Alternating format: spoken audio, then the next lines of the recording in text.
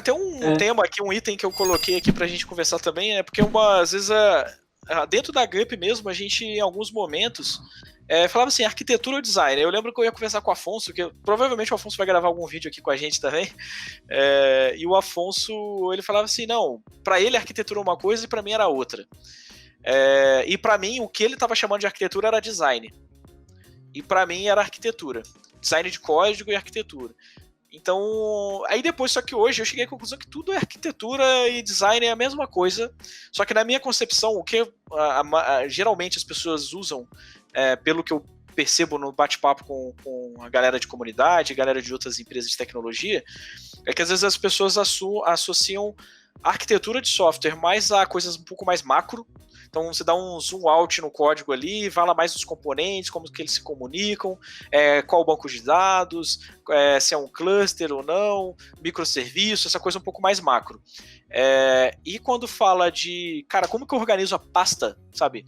Não, ó, eu vou botar meu controller aqui, vou botar a minha regra de negócio aqui, essa coisa mais dentro ali, ou então, cara, como que é o nosso padrão de nome de função, esse tipo de coisa, eu chamava isso de design, e muita gente chama essas coisas mais de design. Mas, para mim, no final das contas, é tudo a mesma coisa, tudo é design, tudo é arquitetura de software, porque é fundamental que o controller esteja no lugar dele, tudo esteja para a arquitetura como um todo funcionar. Então, basicamente, eu acho que tudo é arquitetura, desde a forma como você organiza o seu código até como os componentes conversam, né? Ou quais tecnologias e quais coisas você vai usar para resolver determinados problemas. Então, eu diria que isso tudo é arquitetura de software. Aí, trazendo um pouquinho do livro que me influenciou muito, né, do Clean Architecture. O que é arquitetura de software? Né? O Robert Martin, ele tem uma definição que eu acho muito boa, que a arquitetura de software, o principal objetivo dela é minimizar recursos humanos necessários para construir ou manter determinado sistema.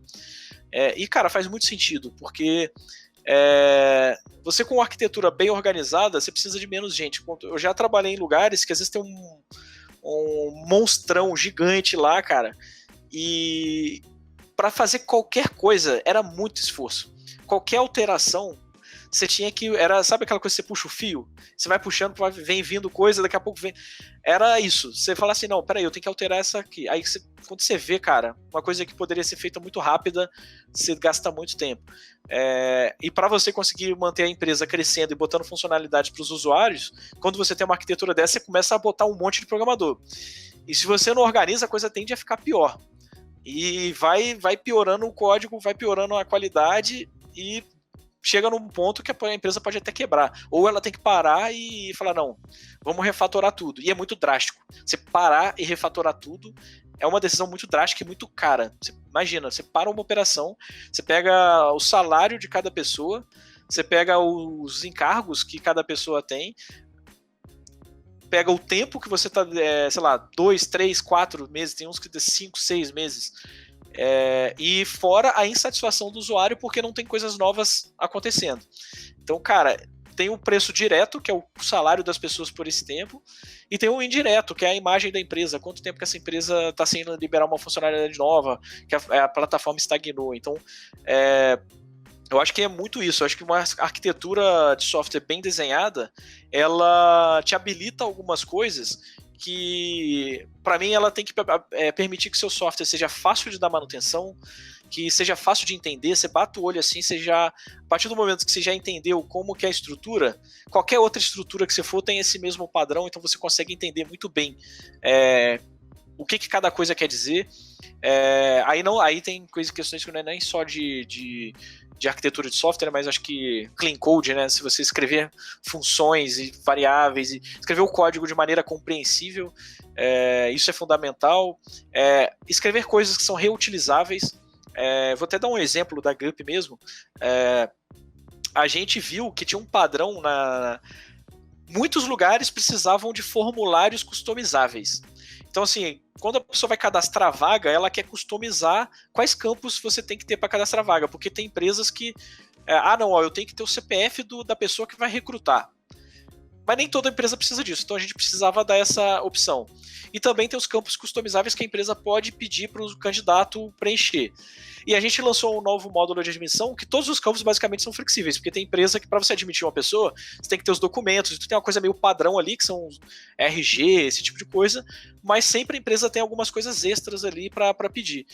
E ela falou, porra, a gente não vai ter 3, 4 componentes desse espalhado pela plataforma, pô, vamos criar um componente central e de custom forms, e isso pode até virar um serviço, um microserviço, um componente, enfim, não importa. O que importa é que ele é reutilizável, ele está isolado, ele não tem dependência das outras coisas, ele pode funcionar sozinho e a gente vai poder reutilizar isso. Então a gente refatorou algumas coisas para isolar isso e isso vai ser utilizado por toda a plataforma. Quando a gente precisar corrigir um bug, a gente corrige num lugar só. Se um dia precisar ter mais uma funcionalidade que precise de formulário customizado, ninguém vai precisar desenvolver isso, vai poder reutilizar. Então, cara, isso para mim é uma dos maiores ganhos, já que é reduzir, um dos principais objetivos é reduzir o recurso humano para desenvolver um software, você faz ele reutilizável, como esse exemplo que eu disse, e a gente vai conseguir reduzir o tempo de desenvolvimento das pessoas, né? Eu acho que tem uma coisa que é um pouco estranha, né? Eu lembro quando eu li a primeira vez o livro do Clean Architecture, eu lembro que eu questionei um pouco porque na minha cabeça eu tinha que, não, porque eu já vou definir o banco de dados, já vou definir tudo, eu tinha isso na cabeça, que a arquitetura era isso. Mas aí, depois que eu vivi a GUP, que eu tinha lido esse livro antes da GUP, mas eu não tinha maturidade para absorver tudo que ele dizia. E depois que eu vivi a GUP, eu falei, puta, velho, esse cara, eu poderia saber isso lá atrás. E eu não apliquei porque eu não tinha incorporado, não tinha, como que eu posso dizer? O conhecimento não tinha enraizado na minha cabeça, eu não tinha entendido o porquê da coisa, sabe? E depois que eu entendi, eu falei, cara, faz todo sentido, que é adiar ao máximo as grandes decisões. E ele dá um exemplo muito bom, e foi muito bom ter dado os highlights no livro, porque aí esse final de semana eu peguei pra preparar pra gente conversar aqui, eu só fui nos highlights ali, cara, relembrei de um monte de coisa. Eu lembro que uma das coisas que ele fala que foi muito boa, que faz muito sentido, que ele dá um exemplo de um software que ele desenvolveu, que ele falou assim, não, cara, eu quero preocupar com a regra de negócio, não quero preocupar com banco de dados, SQL, query, não quero preocupar com isso agora. Então ele foi lá e escreveu uma camadinha de repository ali, que tinha, sei lá, find all. Ele falou, não, eu só vou filtrar por nome. E um lá que você tinha a opção de filtrar por nome. Aí ele falou, não, vou fazer um array em memória, e aqui para eu focar aqui em resolver a minha regra de negócio. Resolveu a regra de negócio e ele falou, cara, eu acho que tá atendendo bem esse array. Então eu só vou pegar um array com hash map lá, coisa do Java, que ele deu uns exemplos. E eu falei, cara, eu acho que eu posso ler esse array de um arquivo e acabou, cara. Não vou usar banco de dados. Ele leu esse array de um arquivo e resolveu o problema. Aí teve um cliente, só que ele escreveu a coisa de um jeito, que teve um cliente que falou, não, eu preciso, por causa do volume, uma série de coisas, vou precisar do MySQL. Aí o cara só refatorou a camada de repository dele e o sistema continuou funcionando do mesmo jeito. Aí eu falei, cara, ou seja, ele conseguiu postergar uma grande decisão, que é qual o banco de dados. Ele chegou ao ponto de decidir que ele não precisava de banco de dados. Ele chegou no nível que a solução, a conclusão final foi não preciso de banco de dados. E quando alguém precisou, estava escrito de um jeito que pôde refatorar para atender um banco de dados sem quebrar o restante, sem quebrar a regra de negócio. Então isso, o que ele fez? Ele postergou essa decisão. Então, eu era muito contra isso, mas hoje, para mim, faz muito sentido.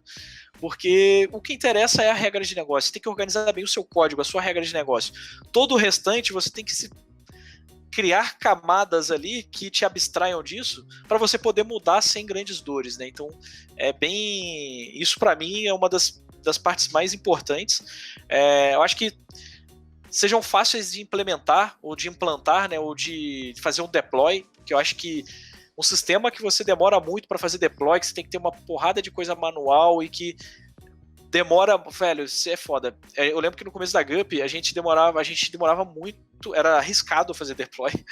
Então a gente fazia 3 deploys por semana, era terça, quarta e quinta. Não podia ser na segunda e não podia ser na sexta. E hoje, cara, a gente faz mais de 20 deploys por dia e, cara, sexta-feira de noite, boa noite. vamos fazer um deploy aqui, porque o pessoal tem uma confiança de que o monitoramento será legal, se der alguma zebra vai poder fazer o rollback.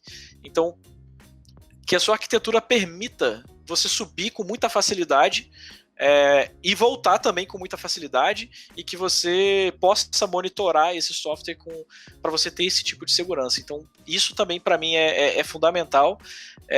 Seja uma arquitetura que seja altamente testável, porque dependendo da forma como você escreve o código, cara, dificulta muito você testar de forma independente os componentes. Então, acho que você modularizar ele para que você consiga fazer testes unitários, testes de integração, é fundamental. E se você faz uma função com um monte de responsabilidade gigantesca, vai ser muito difícil você testar. Então, acho que uma das coisas que você tem que medir na hora para ver se a sua arquitetura está bacana é o quanto que eu consigo testar, quanto fácil é eu testar o que eu tô criando.